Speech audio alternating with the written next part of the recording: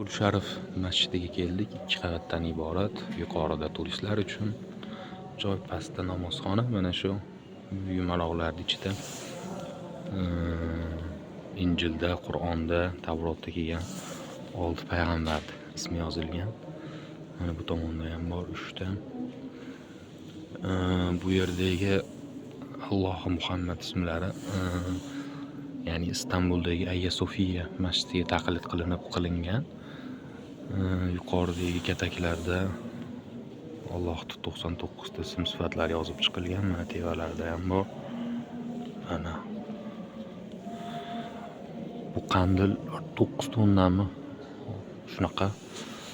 Bu gilomni o'sha mahaldagi Eronda Rossiyadagi elchisi sovg'a qilgan.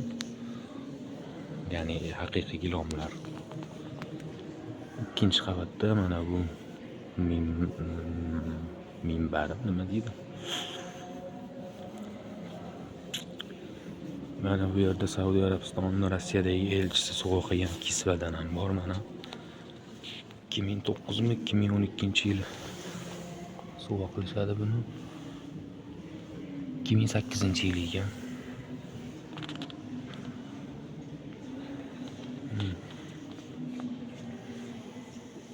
Masjidning ko'rinishi.